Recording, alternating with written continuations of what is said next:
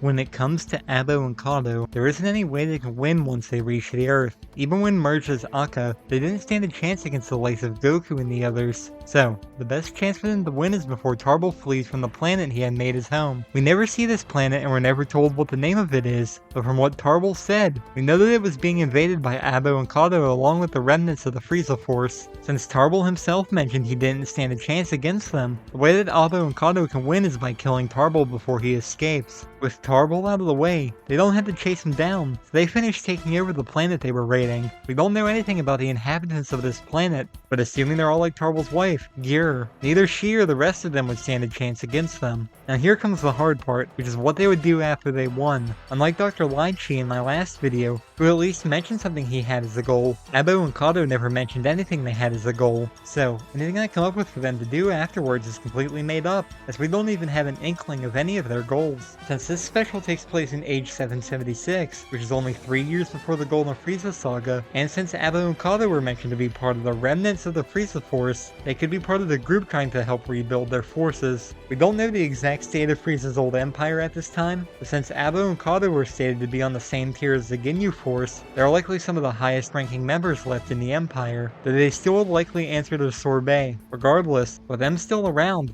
the process of rebuilding the empire might go faster. After all, they were stated to be as strong as Frieza, and not many people in Universe 7 are that strong. So, under the orders of Sorbet, they would likely start with uniting the fractured remains of Frieza's empire. Not only would they work on bringing previous planets back into the empire, they would also work on conquering other planets and forcibly recruiting more people into the Frieza Force. Eventually, even though the remnants of the Frieza Force would be bigger in this timeline, Sorbet might include them in the plan to revive Frieza, which Sorbet might come to the realization that they need to revive Frieza earlier than usual, since even with the added men from Abo and Kado's conquest, the Empire still isn't anywhere near how big it used to be. The resurrection of Frieza would likely go the same as usual, with Sorbet and Toguma still being the ones to revive him. However, they likely still would have had to use the Pilaf gang to help them find the Dragon Balls, even though this is happening earlier than usual. If I had to estimate how early this takes place, I'd say it happens about 2 years before Resurrection F normally happened, so it would be in age 777. Shu and Mai would still get their wishes for money and ice cream after Sorbet wishes for Frieza to be revived. When Frieza goes to train, Abo and Kado could potentially be training partners for him as well, alongside Toguma.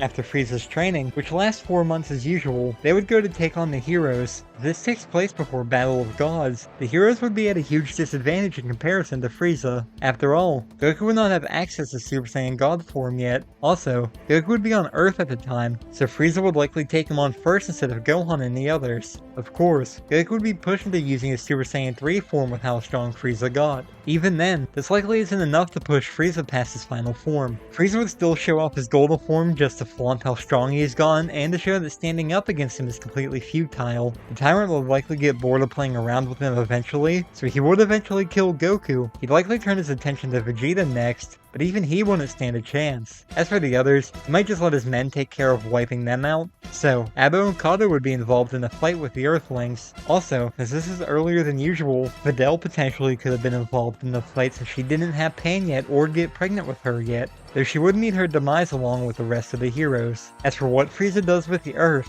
I could see him either destroying it outright or keeping it around so he could use the Dragon Balls for any win he has. No matter what he decides to do, though, he would quickly regain his spot at the top of the universe. He might face potential challenges like Beerus down the road, but as of right now, Frieza would return to ruling with an iron fist.